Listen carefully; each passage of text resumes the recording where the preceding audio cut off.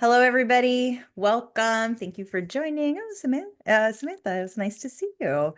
Um, we are going to let people join for another couple of minutes and then we'll get started. And I do want to leave time for questions. So we will, jump into our content pretty quickly. And I'll just vamp for a little bit. If you want to put where you're calling in from in the chat, what age your student is. That always helpful to know who we're talking to, and we can tailor our recommendations and the information that we're sharing to you directly. Let's give it another 30 seconds or so, and then we will go ahead and get started. We are recording tonight, so if you have to jump off early, that's fine. Or if you want to come back and listen to something in more detail, you can. But I will ask people to stay muted. And of course, once we get to questions, you can unmute yourself. Melissa has a junior in NYC. What a fun time. California sophomore with Shruti. Um, okay, wonderful. Oh, good. A couple more people joining. All right. Well, I'm going to start by introducing myself. I am Sheila Akbar. I'm the CEO of Signet Education. And we do a lot of things at Signet. We do tutoring, test prep, executive function coaching, and of course, what we're here to talk about today, college admissions consulting.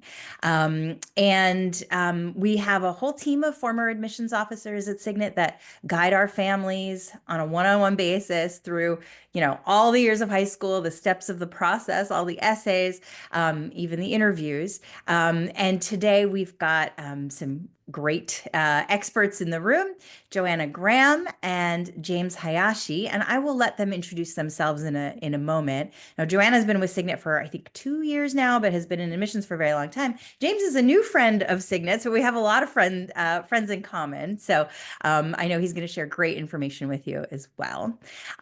So before we get into, the actual what happens in the black box, I want to do a little bit of housekeeping. So we will have about 20 minutes for questions. I'll keep an eye on the time.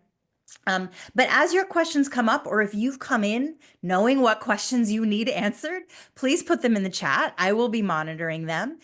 If they're not directly admissions related, if they're more related to executive functions or maybe standardized testing, I myself will probably jump in and answer them. But if it's admissions related, we'll wait for the Q&A and we'll have Joanna and James tackle them. And you will all receive, as I said, a recording of this session, plus some additional resources and helpful tools. We know that this is a complex process, and it's made even more complicated by dealing with teenagers who, are at varying levels of communication or confidence or surety about what it is they want to do and where they want to study and things like that. So we want to give you as much help and assistance as we can. So look out for that. That'll come via your email. And please stay tuned to our events page. We do one of these sessions every month, meant to be, helping you guide your child through the high school process and college process. And next month, in February, I don't believe we've set the date yet, but in February, we'll be doing a session on the new changes to standardized testing. There are some upcoming changes to the ACT. I want you all to understand what they are, where they're coming from, what it means for your college process, if anything. And we'll cover the changes that happened to the SAT last year and what we've learned about them as well. Okay, that's my housekeeping. Let's start with some quick introductions.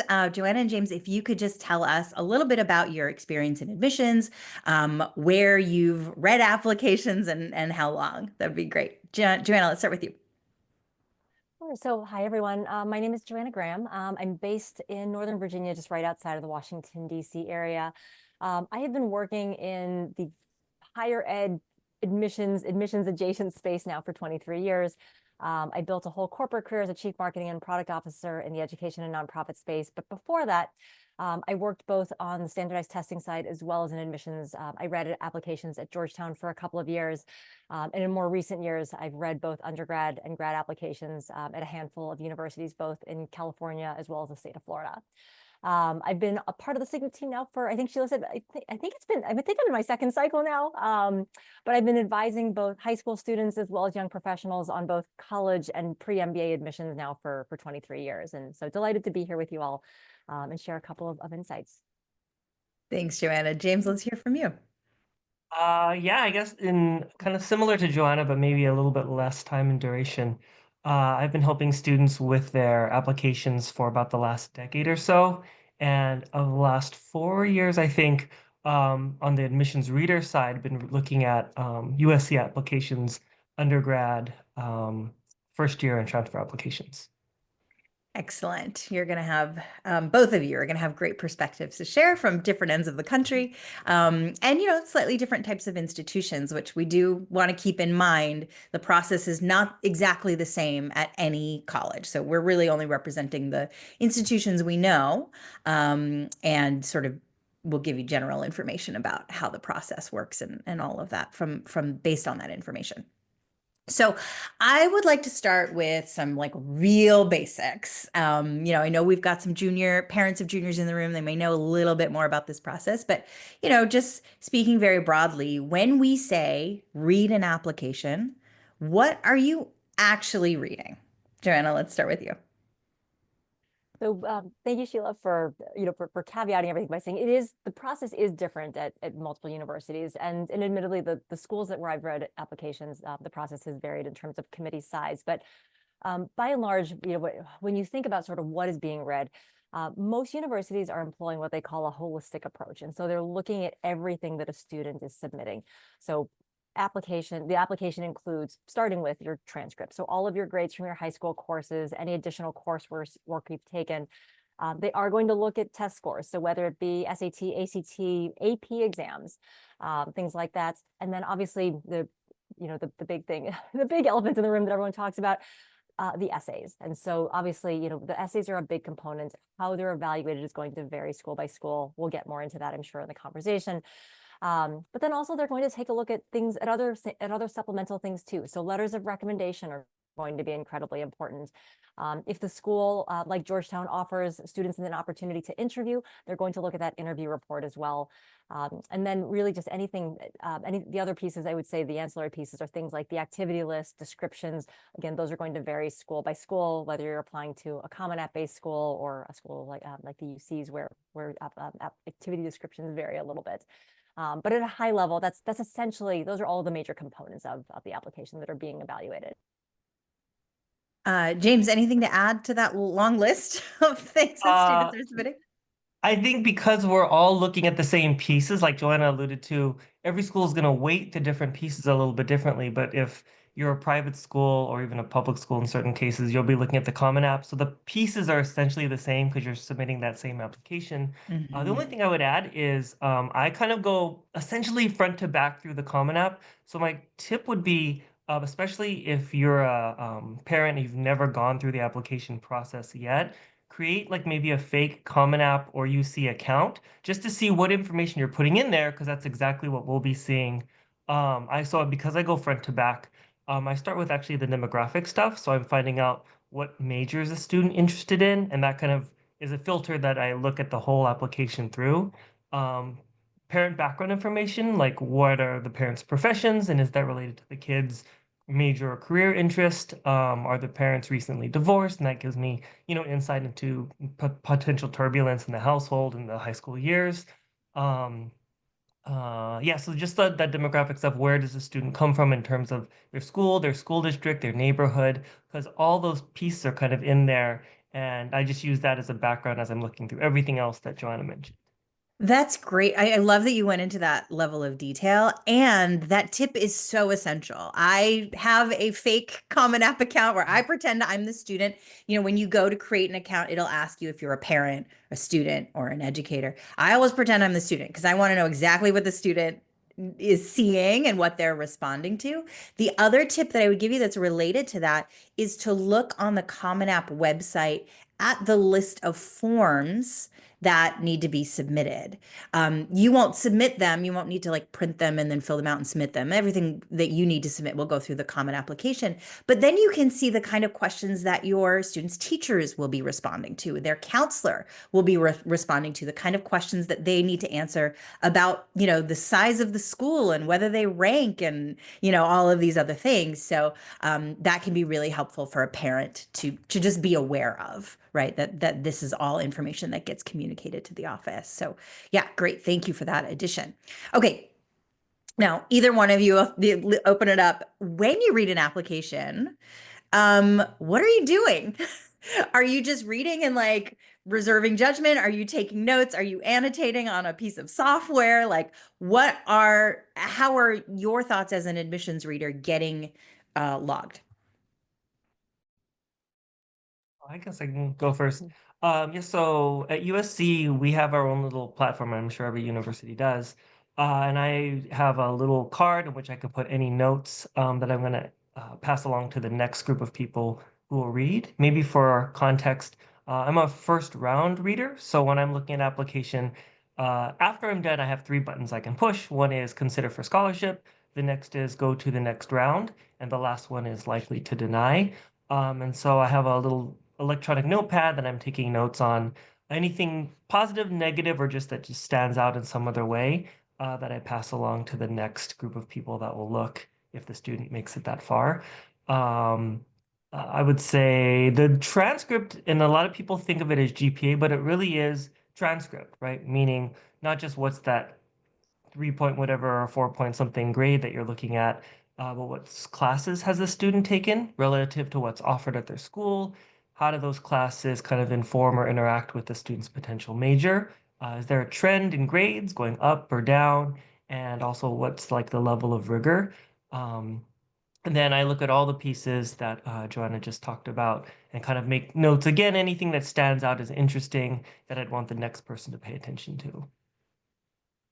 That's so great. You're full of juicy nuggets, and we're definitely going to get into the process. So I love hearing that there are those 3 buttons. But before we do that, Joanna, what's it like for you? How are you leaving your thoughts? So usually it's, so at Georgetown, there's a multi-person committee that's reviewing every application. And so you review applications in a silo essentially. And so that way you can't be swayed by your peers. When I read applications, I've always been super old school. I mean, I like taking handwritten notes. I process information better when I'm able to do that, quite frankly. But it is up to the reader in terms of how they're going to log that and catalog it. The things that I'm typically looking for, very similar to, I'm going to echo what James said here too, looking for trends or looking for things that sort of stand out as inconsistencies. That's one of the first things. I tend to look at the transcript first because I use the transcript in many ways as my roadmap for the rest of the application. So really wanting to get a sense of, again, based on what the school offers, has the student opted to challenge themselves? Have they taken additional coursework? If there are some blemishes or some weaknesses, then immediately looking to see if there's a supplemental statement that they've included with their application to explain some of that. I think admissions officers oftentimes get a bad rap for looking for reasons to say no. And the reality is, and I tell every family this, admissions officers are typically they're looking to give you the benefit of the doubt. You never want to sort of leave it to them in that little bubble to make an assumption or to make a decision based on something that feels really ambiguous. You want to walk that fine line between over communicating. And I always tell students, there's a fine line between explaining something and either providing an excuse or kind of going over the top. But you do want to provide context if there's something that just looks funky or there's something that looks off or inconsistent, take the extra space. There's a reason why there's that additional info session on the Common App for students to be able to include some additional context around really just life. Is really the way I always explain it to families. And believe it or not, admissions officers really do have a heart and do have a soul and conscience and are looking for reasons to be a student's cheerleader. Yes, they're real people. But at the same time, like I feel like you're sort of superhuman people because I know you're reading lots of applications. And Joanna, if you like writing by hand, your notes, and then you're probably going to have to communicate those notes to somebody else, that takes a long time. So Two questions here, and we'll stick with you, Joanna. How long do you spend on a single application? And I don't know if you have an exact number, but on average, how many do you read in a given season? So when I read applications at Georgetown, I was reading specifically for the College of Arts and Sciences. And I was reading anywhere between 1,500 and 3,000 applications a cycle. And there was obviously an extended period of time over which I covered those, and they were broken out and chunked out into different tiers, and obviously the different phases. So for parents, for parents maybe who are earlier in the process, most schools are going to offer some version of either early action or early decision, and then you'll have regular decision, which is a later cycle that typically starts in January. So there is a little bit, they are spread out in some ways, but typically, over the course of a given cycle, it's anywhere from 1,500 to 3,000. It varied. There were 5 readers for each application in total. There were 2 student readers, 1 admissions officer, and 2 faculty, and everyone received an equal vote, which I always thought was personally, I always thought it was a fascinating model. Yeah, Again, how not every school, egalitarian. yeah, not every school does it this way, but Right. that was the model when I read. The other thing I would say, is that in terms of time, it would vary. There were some applications you moved through very, very quickly. And when we get into sort of the nitty-gritty and process, we can certainly talk about what some of those things were. But to truly get through an application on average, and I always hate to tell people this because I know how much time kids spend working on applications, but it was typically less than 3 minutes on an application. And admittedly, I mean, there is a good bit of training that goes into into sort of prepping people on how to get through an application. Again, that would say that's an average. If there was an application that really that was incredibly thoughtful, comprehensive, which deserved a little bit of a deeper dive, you would spend a bit more time. But on average, I would say the average was around 3 minutes typically.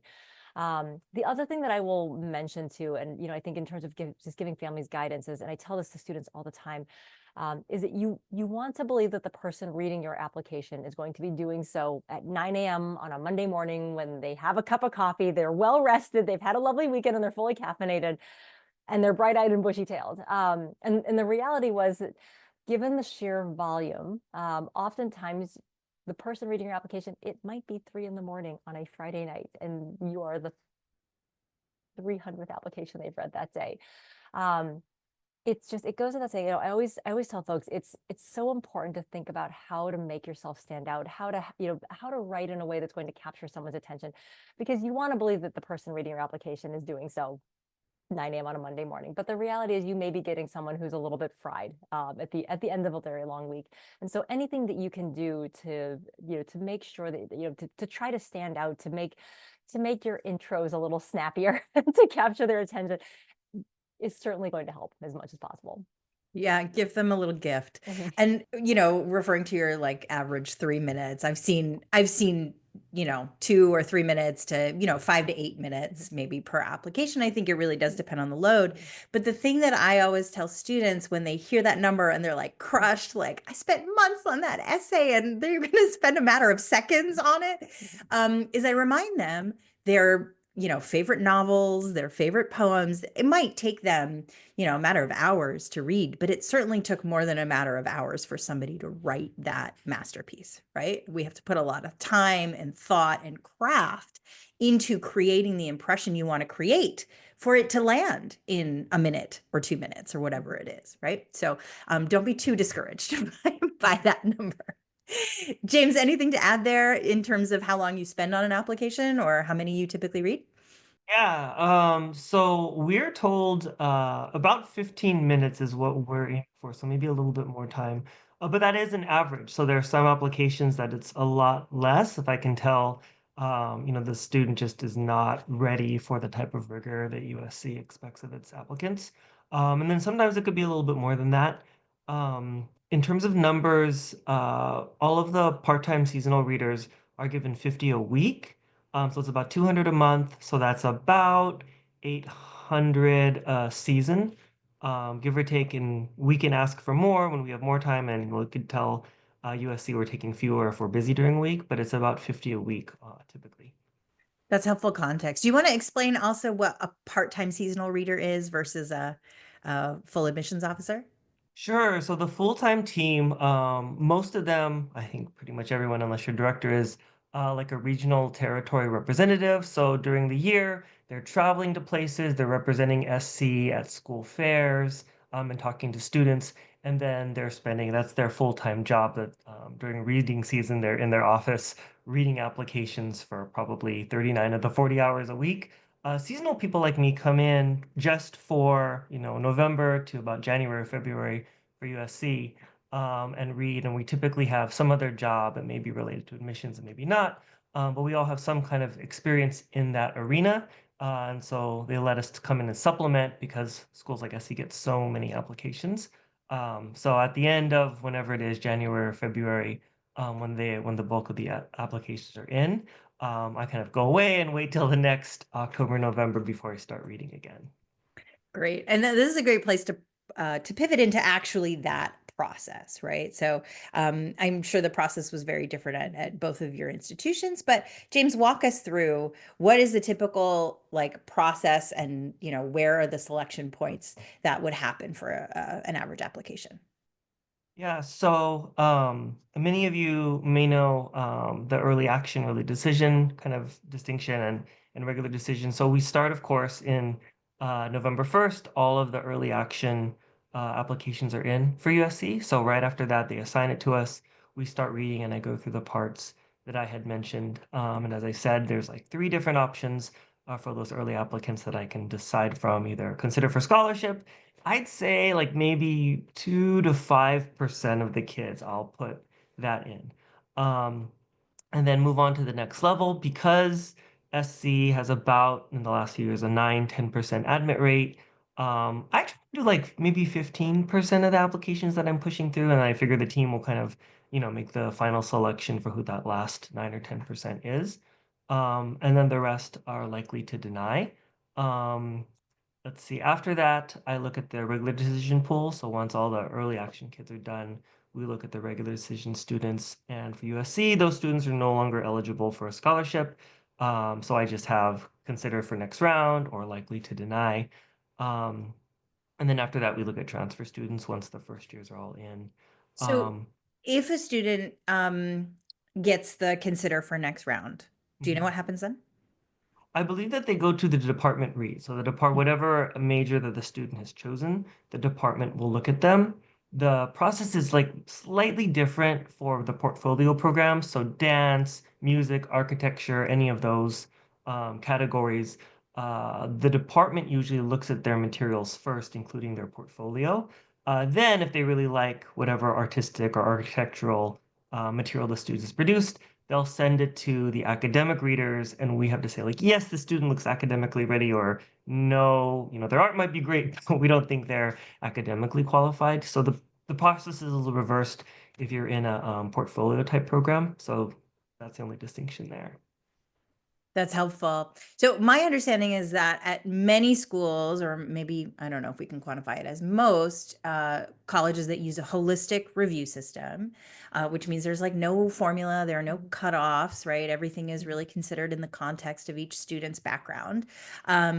What we're expecting the process to be is that there is a like sort of a first reader, there may be a second reader, there may be 2 people reading it at the same time, and they kind of weigh in. And then based on the region, the applications are assigned to certain people to read it, right? These are the people who are, like, as you said, traveling. They're very familiar with the schools in that state or that couple of states that they're in charge of. So they really understand the context. And then after that, they go to a committee meeting where it's less regional, but those regional officers are sort of presenting the applicant. And then there's some discussion and then maybe an up or down vote. Um, Joanna, is that your experience? Yes. Yeah, no, you've covered it. You've covered it well. And I think that, that also underscores, I think, the importance to, if you're, and I saw a question pop up in the chat about counselor recommendations. I think it's really important to make sure that, when you think about that secondary school report, and really how to leverage your counselor as an advocate. This really is a key area, I think, for students to to be proactive, particularly if you're looking at more selective schools. Obviously, counselors are going to be handling, handling portfolios and accounts for a wide variety of students. And so, but if you're looking at some of the more selective schools where, and especially if you have a high school, that has sent students to a particular institution, I think that is a place where the secondary school report, where the counselor recommendation certainly can weigh a little bit more heavily, if that makes sense. Because it is important to be able to give that context about, or to give the admissions officer sort of that context around the rigor at that particular school. I know for a fact that there have been a couple of institutions where, when admissions officers or regional folks leave an institution after a certain period of time and are replaced by new folks, there can be a little bit of an adjustment period while the new folks coming in are getting sort of used to, are getting to know the schools in their particular territory. And so again, I think it's incumbent on the student to make sure that you're liaising with your counselor to make sure that they are being an advocate for you as much as possible. Thanks for tackling that question. Can you tell us a little bit more about what it's like in that final decision committee? It sounds like at Georgetown there were a lot of voices in the room, but what's happening? Sure. So I mean, it varies, and I think you captured it well. I mean, there typically are going to be folks who are going to be advocates for a particular student, and then you may have folks who feel differently. And the beauty of it is, at every institution where they have some type of model like this, is that the diversity of the committee is designed to create that discourse and that conversation, because each individual is going to bring a unique perspective to the table. Each individual around that table is going to be looking and valuing very different things. So even though every member of the committee has had sort of the same training, they're innately going to value sort of different things in looking at an applicant. And so it is, when you have folks who are lobbying, who are advocating for students, I try to explain this to students, you want to build your application in a way that is so that you're conveying the most important things to you, the things that, that really sort of make you uniquely you. But you also want to think a little bit about, if you have someone in that room who's advocating on your behalf, what's the headline? So if they're presenting you to committee, how are they going to describe you in one sentence? And so, again, help them be your advocate, essentially, in many ways when you're thinking about putting together your application.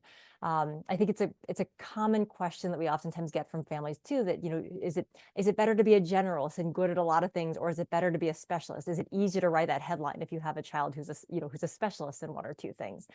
And not saying we have to tackle that. That's probably a topic for an entirely different webinar. But I do I do think that it is helpful when you are the student, you're putting together your application, though, don't go too broad and too shallow. You want to make sure that, if someone is trying to give a recap of who you are in your application, there should be a headline, essentially, because that in more cases than not, the person who is advocating for you in that room is going to have to come up with a headline or sort of a quick executive summary on who you are and what is the value that you bring to that university. That's very helpful to think about. Okay, so let's move kind of out of the nuts and bolts into maybe the little bit more of the evaluative preferences. I have heard from various members of our team, former admissions officers from many different kinds of schools, about what they like to read first. And almost everybody has a different answer. And there's no sort of prescribed order you have to read it in. I've got people who like to look at the transcript first. I got people who like to look at the essays without any context first, or maybe even the activities list. So for each of you, knowing these are just your particular preferences and it's not necessarily standard, what are the things you like to look at first? And how do you reconcile that first impression from whatever it is you were looking at with the other information that you will gather from, reading the other parts of the application? Joanna, let's. So I start with the transcript. And I think I had mentioned this a little earlier. I use the transcript as my roadmap, and so I'm looking first off to see, did the student challenge himself? What courses did they choose to take? And I think, James, you mentioned this a little bit earlier. I'm also looking to see, does the transcript align with, potentially what is the student, which school is the student applying to within the university? What major are they potentially declaring? Are there consistencies? Are there trends and patterns essentially? Does the transcript back up what they're declaring in the rest of their application? And then I go to the essays. That's the next piece that I look at, are the essays, because the essays really are the place where the story comes to life. And so you look for, again, some of those trends, those patterns, that consistency. Do the things that you see in the transcript, are those reflected in the essay, the students' hopes, dreams, activities, how they've connected things? Or if they're not, is there an explanation in the essay why, maybe you have a student who spent the first 3 years of high school thinking that they were going to pursue STEM, and then maybe did up their summer program after junior year and all of a sudden realized or decided that they don't want to pursue STEM. They are in love with humanities and want to be a history major or something. So then I'm looking for a bit of an explanation and a little bit of the why. So as I mentioned earlier, so much of this is you want to give, admissions folks are trying to give students the benefit out. Like, let's, help me understand what was happening in your brain when you made these decisions. Why did you choose to do the things that you did? Why did you choose to pursue the courses that you did? And then how does that translate into the university? I would say for students who are undeclared, I'm oftentimes looking for, again, probably then a bit more diversity in the transcript and some explanation in the application, explaining why did you choose to take all of these different courses? What were the things that you were hoping to learn? What have you learned from that? And how has that influenced what you might want to study in college, or at least the direction that you're headed? So again, it's all about, it really is all about sort of thinking about the entire application, kind of like a jigsaw puzzle. So every piece of the application sort of plays a very distinct role, and there should be enough tangential overlap that when you look at it holistically and together, it all makes sense. But each piece really should present a slightly different aspect of the applicant, in a slightly different and unique way. Yeah, and those pieces have to fit together, like you're saying, right? Which is, a difficult job, but that is why we think of the application actually as a portfolio, right? Like all of these pieces need to speak to each other, and tell a really compelling story. James, what do you like to look at first, and how do you, manage that impression of a student? Yeah, so as I mentioned, I sort of go front to back through the Common App, and the first sections are parents' occupation and educational background. I also just, again, for those of you who've never looked at the app, you can request a fee waiver if your income isn't high enough to pay for the application. So that also just gives me a little bit of insight into the family's financials if they've requested the application fee waiver. So I go through all the kind of demographic pieces. It's maybe 3 pages of different questions the students answered. And then the very next thing I look at is the transcript, because that helps me know, like I said, all those pieces in terms of not just what are their grades, but what courses have they taken. The transcript usually comes with maybe like a 1 to 5 page document about the high school. So even if a person is not familiar with that high school yet, they can look and see what's the average SAT score, what's the average number of AP classes, how many AP classes are offered, what's the average GPA at this high school. So I get a little bit of background on who is the student in the context of what their high school is and what their high school offers. And then kind of to round out the academic part, I look at test scores. So SAT, if they've submitted that, because USC is test optional, and then AP scores. I am looking there for like, if you've taken 2 AP classes and you don't have any AP scores, I'm like, well, that's probably fine. If you've taken like 10 AP or IB courses and you've submitted like no scores, that's like just a question I have. And like Joanna said, we don't like questions, we like information. So there's a reason why the student has taken 20 AP classes but 0 tests or isn't submitting any test scores. It's good to let us know that, and then the additional information just explain. And then I'm, of course, particularly interested in if there's an AP test or score that's relevant to the student's major. I'm focusing in on that to say, like, what does this standardized assessment say about the student's relative ability in whatever area, English or history or something. Then after that, I look at activities, which I think is kind of one of the maybe the underrated parts of the application. I always tell students and families, if you think about your life and you divide it into school and not school is the majority of your time because it's evenings, weekends, afternoons, summer vacation, winter break. So it's a big chunk of time, and we just want to know, like, what are you doing with that time? It doesn't have to be a school sport or a club or some official volunteering, but I'm like, what do you do? Do you help your family because your grandparent is elderly and needs assistance? Do you just really love reading and you do 2 novels a month? Like, just how is a student using their time? Um, After that, I look at the personal statement. And obviously, as we were saying, it probably will overlap with some parts of the activity list, but I'm looking for new information that I didn't already get. Sometimes a student just sort of reiterating what I can already see in the activity section. I like to know, like, not just what did you do, but why did you do it? I think that that's a good use of that personal statement. Like, why did you do it? What did you learn? How did you grow? Maybe you decided you didn't like this thing anymore, and that was a lesson, and that's helpful for me to know about you too. So, all of that, and then the USC supplement. Our typical question is, how are you going to pursue your first and or second choice majors at USC? So I'm looking for the student to talk about their interest in the major, but also showing me they've done their homework on the school and they know specifics about why they want to study that thing at this particular college. And then lastly, I look at the letters of recommendation. That will usually, like in the best cases, it supplements everything I've kind of thought that I knew about the student. Like, the student seems really generous and social, and the counselor will say the student is generous and social. I'm like, okay, great. There's a person who actually knows this kid, and they're saying everything that I picked up from the application. Sometimes they give me new information, circumstances the student didn't mention, clubs or activities the student didn't say. So it's really helpful, I think, that there's some adult somewhere, whether it's a teacher or a counselor, kind of on the back end, giving me all this extra stuff that I can work with, and then put it into my little report that I type up at the end. That's great. There's so many little nuggets coming out here. I want to ask two more questions, and actually, I'm going to switch the order that I'm going to ask you them because of the comment that we got about test scores in the chat here.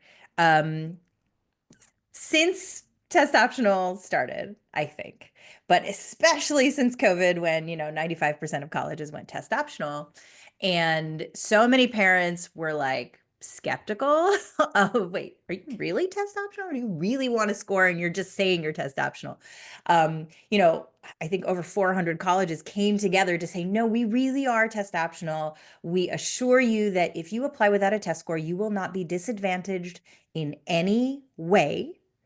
um, it has actually created more questions, I think, than answers, because a lot of people are like, well, if one student you have this piece of information, another student you don't have this information, how can you not even just, subconsciously prefer the student who gives you more information about, their academic ability?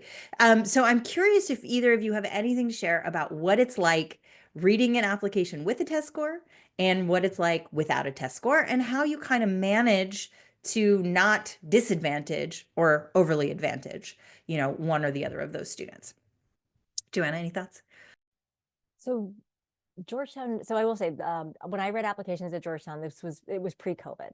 But Georgetown also is one of the schools that does require test scores, though. So and in some ways, so I'll weigh in actually, because a couple of the schools that I have read applications for in the last 2 cycles are test optional. So I'll kind of speak to that maybe from those university lenses. One of the things that I find, at least that I found in my experience, is that when admissions committees are evaluating international applicants, so oftentimes in the US, there's a bit more consistency across high schools, the types of courses students are taking, and the level of rigor and things like that. What I found when I was reading applications from international applicants, in many ways, those test scores, it's a little bit of a double-edged sword. Those test scores sometimes are more important, because in some ways it gives admissions officers an opportunity to feel like they're kind of comparing apples to apples. So if you studied at the University of Myanmar, how do you compare that level of rigor to a student coming from a university, or coming from a high school, say in Shanghai or Singapore or Des Moines, Iowa? And so for many admissions officers, when there isn't always an easier, intuitive way to sort of compare those types of applicants. And granted, in many universities, those applicants are also being put into different buckets. So international students are being compared to other international students. But I think overall, when you really start thinking about, are students going to be able to handle the rigor at a particular university, those test scores and those data points can provide some additional insight to give schools a sense of, do they have the potential, do they have the academic capability to perform well in the classroom here. Now, I will say, and I have some interesting exposure here on the grad side as well too, because I think on the grad side of admissions, you tend to see more studies, psychometric studies, on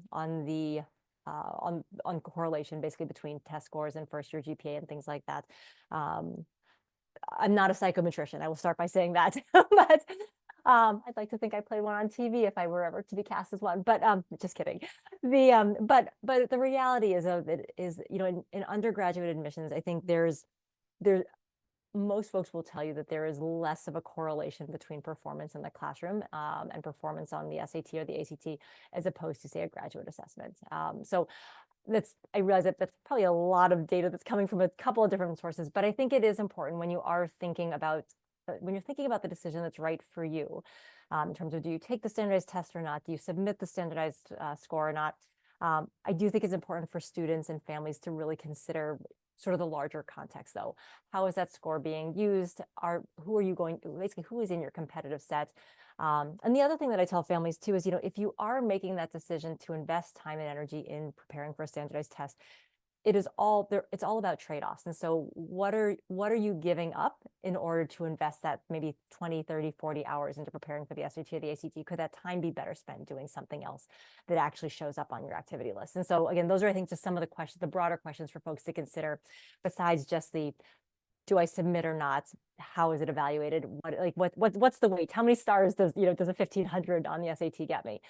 So I just encourage families to think a bit more holistically and a little more broadly about questions like testing. Yeah. And we'll definitely be digging more into this in our session next month on testing.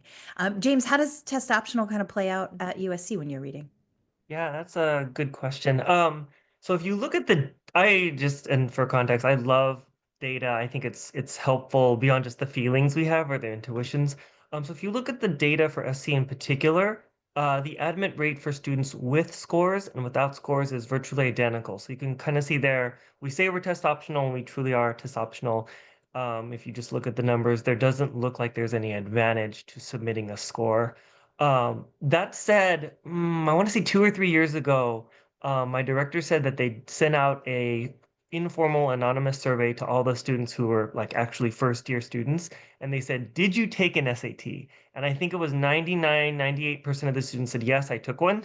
And certainly wasn't 98% who had submitted one. So we know virtually everyone is taking a test. And if you're submitting it, it's because you think your score is competitive or you're proud of it, or maybe some people are just submitting it everywhere.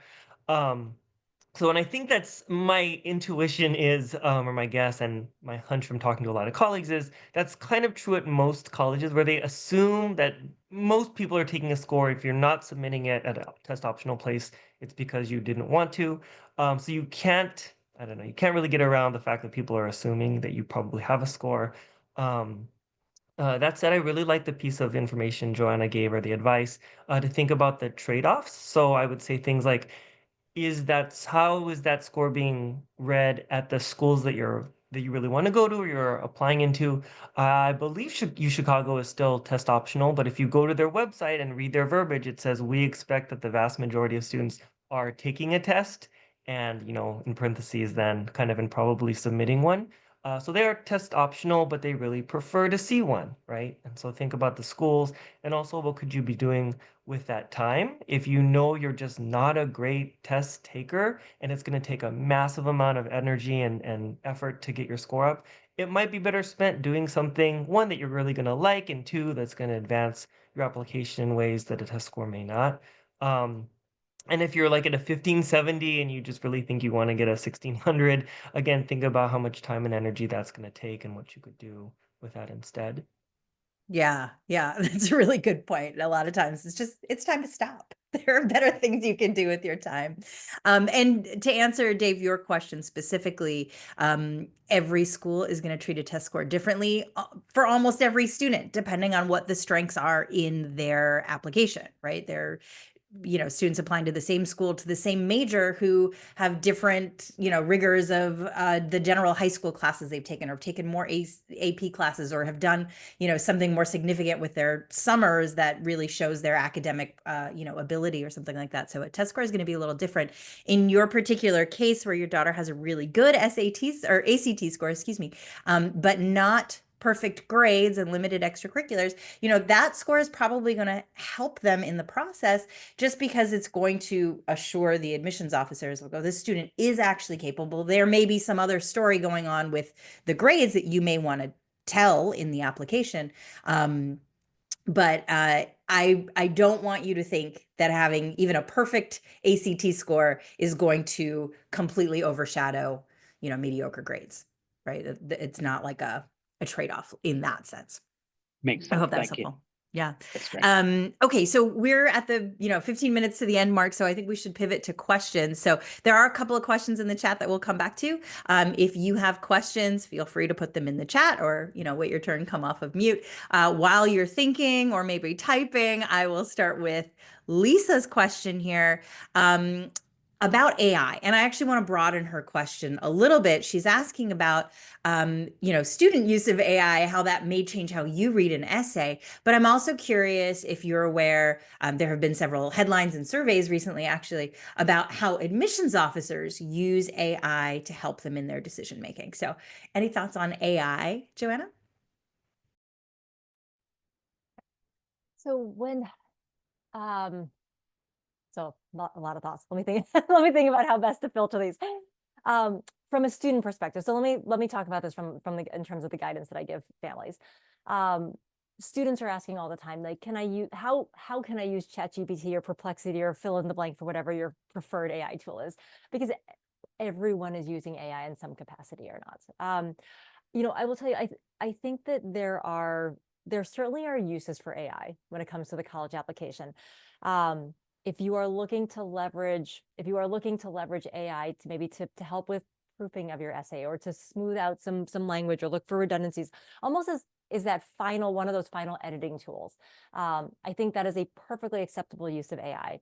But for students who come to us and say, well, I'm a terrible writer. I hate creative writing. So let's let ChatGPT get the creative juices flowing. I really encourage students not to leverage AI in that way, because at the end of the day, you do need, it is your name on that application. It is not ChatGPT's name on the application. And believe it or not, there are more and more tools that schools are leveraging to detect the use of AI in applications. And I think that's really the biggest thing, is sort of buyer beware. If you think that you're being super smart and gaming the system, schools are a couple steps ahead of you. And there are a lot of tools that they are leveraging, and they have been for a while, to help detect the use of AI. So I would encourage students, to really think about, how are you using it to your advantage? There's so many ways you can leverage it in a constructive way. But at the end of the day, the ideas in your application really do need to be yours and yours alone. On the school side, and I will say I can't speak for Georgetown, again, since I feel like this conversation makes me feel like a dinosaur when it comes to Georgetown now, because it was pre-COVID and pre-AI, you name it. But for some of the schools where I've read applications in the last 2 years, it is very obvious, and I'd be curious, James, to get your thoughts as well. But it is very obvious when I'm looking at applications, which applications you can, more often than not, you can tell which applications have leveraged an AI tool. And it is something that admissions officers do take into consideration. It's interesting because many schools don't have a policy per se that says you can't leverage AI. But what I will say in my experience, though, is that in my experience, when we find applications where we are fairly certain that they have leveraged AI, they are being evaluated slightly differently from applications that we look at and know with a fair amount of certainty that they have actually been drafted by the student themselves. That may be a bit of a convoluted answer, but I hope that helps a bit. It's not a perfect science, and every school does it differently. And so I certainly don't want to make any generalizations or speak for every school. But in my experience, that is how, at least the schools that I've worked with, that's how we have tackled that's how we've tackled suspected use of AI, or in some cases, verified use of AI in applications. Mm-hmm. James, what have you seen? So at the beginning of every season, we do a little training just to kind of freshen up or talk about changes that the university has made in its process. And our director always sneaks in, or thinks she's sneaking in, one or two AI essays into the packet that we read. She doesn't tell you that at the beginning, but they're there. And then as we're going through it, people will be like, "Oh, this one is like not great, or it's fine, but it feels like it's just lacking something." And she's like, "This one was AI." We're like, "Oh, it makes sense why." And they're never bad. They're actually usually grammatically flawless. But they're missing something. If you think about what AI is in the context of language, it's usually kind of taking the aggregate of a bunch of stuff that's been fed into it. So you're sort of getting this averaged out essay, right? And so it lacks that personality. If the personal statement is really the one place where an applicant can be a person as opposed to data, GPAs and SAT scores and numbers of hours of community service and all that, you really want, I think, your most personable human self to shine through, and having a robot pretend to be, this human version of you, might not be the best way to achieve that. Um, and again, the essays that I've seen that are AI generated tend to be what we call fine, like they're fine, but they're certainly not going to help a student in the admissions process. On the other side, I saw an article a while ago, and it said I think 70-ish% of universities surveyed, it wasn't all of them, but of the people surveyed or the group surveyed, said they were using AI in some part of their application process. So it's definitely there, which makes me a little worried. Like, it's kids now using AI to write the essays, and universities using AI to review them. Right. Um, but yeah, I would say that on the other end, kind of just like Joanna said, when I'm working with a student on the application side, this year, a student brought an essay to me, and I was like, "This is really good." And he said, "I took my normal essay and I ran it through ChatGPT to improve it again, just to kind of clarify things or to give it a little polish." And that one was actually really good. So what I've seen is when it's used as an editing tool, the results can be pretty positive. When it's used to generate the entire essay, I'm usually not very impressed with them. It's not like helpful to the student, I think. Yeah, I would agree. I've read some that students have tried to sneak by me. And I'm like, this is just falling really flat, right? Where is this lovely human that I see in front of me? And you really want to make sure that's the person that's showing up in the application. And to your point, James, I think we read the same article. A large majority of colleges are using AI, not necessarily to read essays. They are checking if there's AI generated content, but they are using it more for the more algorithmic things, right? Evaluating a transcript, which comes in a pretty standardized way, reading recommendation letters, processing those sorts of large amounts of data about a student, before then a human reader goes in and looks at all those things. So that's something to keep in mind. Great question. Can I Claire add one asking more? about, Oh, sorry. oh, I'm sorry. Go ahead. Sorry, can I add just one more point? This Please. Yeah. might be maybe a little bit off the radar of our high school parents, but it is something that I think schools will be looking at more closely. Harvard Business School this year, and a handful of other schools are talking about this, but Harvard started it for their MBA applications.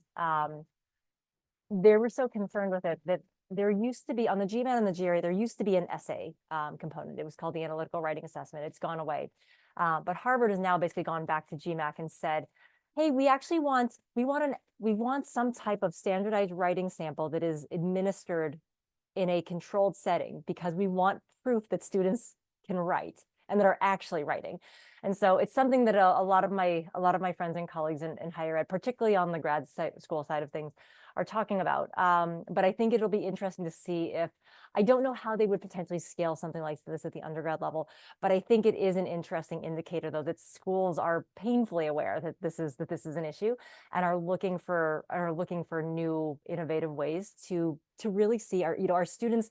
Can students come up with some of these ideas on their own? And again, on the grad side, with smaller cohorts, you see a lot of this with video essays and some of those and some of those things as well. But it will be interesting to see if and how any undergrad institutions follow suit in terms of doing something Yeah, similar. that's a great point. We've actually already seen that when Temple University first went test optional. They introduced a live writing component to their application process. And then I believe it's Amherst and Princeton as well ask for a graded paper from your school so that they can evaluate a student's writing ability. And I was just talking with the team earlier.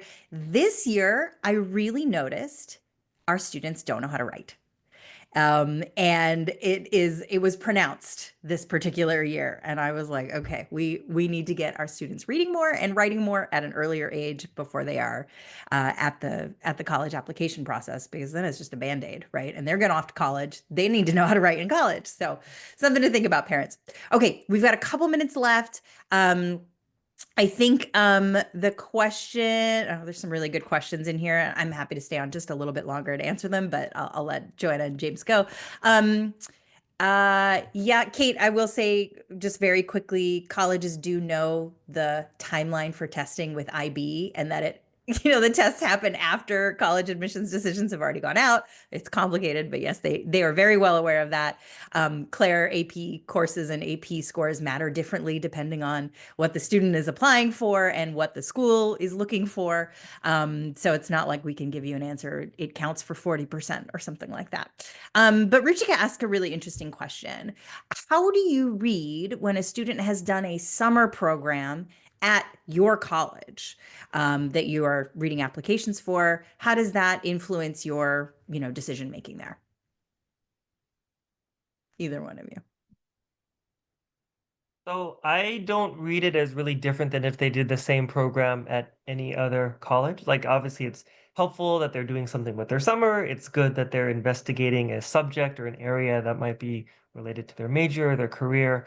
But they don't get many, not all, but many of those programs are what we call pay to play. So it's not necessarily that the student was like, way better than the other applicants. Where I think it does help though is in the Y School supplement part of the application, because then the student can say, as soon as I step foot on campus, here's what I felt about the vibe of the students or the college, or this is the professor I loved, and this is the exact type of, teaching style I'd love to be a part of in college. So it's not helpful like just that you went there, but if the student can say something meaningful about how they connect with that school because they had a chance to learn there, then I think it shows an understanding of like how that student fits with the college, and then it's actually really helpful. That's great. Anything to add, Joanna? Nope, I think James captured it perfectly. That's Nice. exactly what I would have said. Oh, perfect. Okay. Yeah. All right. And in our last few minutes here, Lisa asks a question about how can you possibly have time to thoroughly read letters of recommendation? Is there a nice way to help your recommenders get their point across more clearly because you're spending so little time reading them? What are your thoughts on that? Joanna, we'll start with you. So with the students that I work with, we provide gentle guidance. But we work on sort of a one pager for every letter writer. And I will say, I think most teachers actually appreciate it, because what I'm finding more and more is that teachers are writing so many letters of rec. It's nice when there's a little bit of when there's a roadmap that they receive. But what I encourage students to do is really think about especially when you're looking at schools, like what are some of those soft skills that, or values that a school sort of holds dear. So for example, at Georgetown, community service, community engagement, is huge. It's the number one activity for accepted students. Is something that's involved, that involves community engagement and service. And so for students who are applying to Georgetown, I encourage them to, when they're selecting their letter writers, obviously you want someone who can speak to academic potential and capability, but you don't necessarily want them to be redundant in terms of what they're talking about in their letter as it compares to your transcript. So trying to find one or two soft skills that each of your letter writers can touch on in slightly different ways. So telling a story about something that is going to demonstrate commitment to community. So if you want to be, if you want to be a STEM major, and say you ask a math teacher to write one of your letters of rec, that's fantastic. They can talk about your excellence in the classroom. They might be able to talk about resilience if you've struggled with something. But what I also want them to talk about then potentially is, how have you helped if you were taking AP Calc BC and there were other students struggling, how did you help your peers? Were you engaged maybe through National Honor Society or another club or organization that offers tutoring to other students? What did you do to basically help all ships rise, essentially, and have the teachers kind of touch on those things in the letters of rec, and make sure that the letters aren't redundant. So this is why I think that those 1 pages with guidance are so important, because again, every piece, like I said earlier, every piece of that application should function like a jigsaw puzzle. So there should be some tangential overlap so that the reader knows ultimately that this is the same kid. But you want them to highlight different aspects of who you are as a person in meaningful ways. So that way they get a much clearer, a much broader picture of who you are as a person. Great. Anything to add in our last 30 seconds here, James? I think that was a perfect answer. I would just say, like, for me, it's helpful when the letter gives me something different than what I've already seen. So a lot of teachers or counselors will tell me how many APs a student has had or their list of activities, but I know that already. I really appreciate when the letter includes personal things that I can't see. So is the student a leader in group projects? Do they ask good questions in class? Do they come in before school or during break to learn more? Do they engage with their peers or the teacher in good discussions? All that stuff I can't see from a transcript or an activities list. So I really appreciate it when that's in there. And then, just like Joanna, I think was alluding to, if the student offers to write a first draft of the letter for the teacher, I think many of them are appreciative of that. Obviously, they can edit it how they like before they submit, but then the student can include an anecdote that the teacher might not have remembered or forgotten about. And again, I think that's the most helpful letters, is when I'm getting new information about the student. Right, where you can really envision the student in a classroom, Yes. right? Those sorts of things really bring the whole application together. All right, well, we are at time. Thank you all for joining us. Joanna and James, thank you so much for sharing all this great, great information. I know this was like drinking from a fire hose, so you will be getting the recording and some resources. And if you have further questions, you can email me. I put my email in the chat. The recording is going to come from me, so you can just reply to that, or get in touch so that you can work with one of our people to get your questions answered. Thank you again. I hope you guys all have a great night. Bye bye.